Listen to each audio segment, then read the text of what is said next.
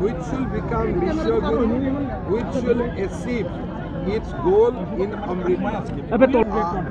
This was our allegation from very beginning that Congress and India Alliance wants to distort reservation in order to facilitate backdoor entry for Muslims. Today, Lalu Yadav's statement has vindicated our apprehension. অসমবাসী ৰাইজক মই কৃতজ্ঞতা জনাইছোঁ। গণতন্ত্ৰ উৎসৱত 80% অধিক ভোটদান প্ৰথম দুটা পৰ্যায়ত কৰা হ'ল। আজিও মই বিশ্বাস কৰোঁ যে 80% ভোটিং সম্পন্ন হ'ব।